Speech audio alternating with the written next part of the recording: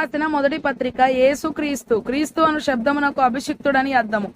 అపోస్తలుడైన పేతురు, తండ్రి అయిన దేవుని భవిష్యత్ జ్ఞానమును బట్టి ఆత్మ వలన పరిశుద్ధత పొందిన వారే విధేయులగుటకును యేసుక్రీస్తు రక్తము వలన ప్రోక్షింపబడుటకును ఏర్పరచబడిన వారికి, అనగా పొంతు, గలతీయ, కప్పదోకియ, ఆసియా, బితునియా అను దేశముల యందు చెదరిన వారిలో చేరిన యాత్రికులకు శుభమని చెప్పి రాయినది.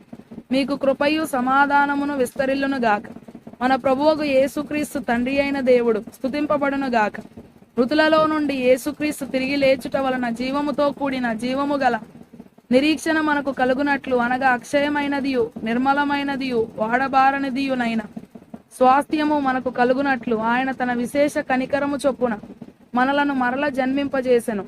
కడవరి కాలమందు బయలుపరచబడుటకు సిద్ధముగానున్న రక్షణ మీకు కలుగునట్లు విశ్వాసము ద్వారా దేవుని శక్తి చేత కాపాడబడు మీ కొరకు ఆ స్వాస్థ్యము పరలోకమందు భద్రపరచబడి ఉన్నది.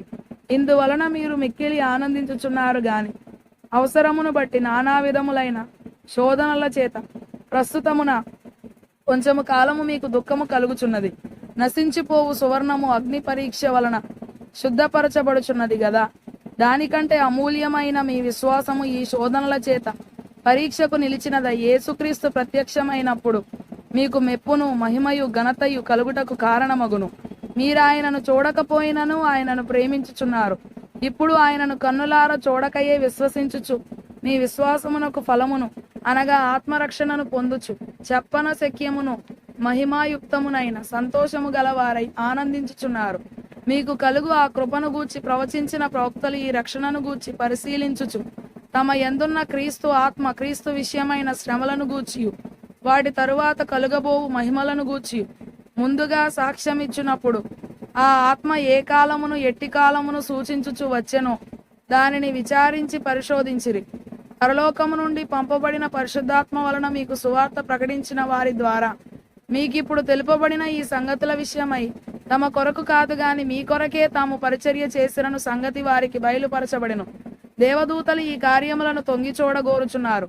కాబట్టి మీ మనస్సు అను నడుము కట్టుకుని నిబ్బరమైన బుద్ధి గలవారై యేసుక్రీస్తు ప్రత్యక్షమైనప్పుడు మీకు తేబడు కృప విషయమై సంపూర్ణ నిరీక్షణ కలిగి ఉండుడి.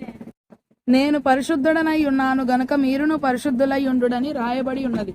కాగా మీరు విధేయులకు పిల్లలై మీ పూర్వపు అజ్ఞాన దశలో మీకుండిన ఆశలను అనుసరించి ప్రవర్తింపక మిమ్మును పిలిచినవాడు పరిశుద్ధుడై ఉన్న ప్రకారం మీరును సమస్త ప్రవర్తన యందు పరిశుద్ధులై ఉండుడి.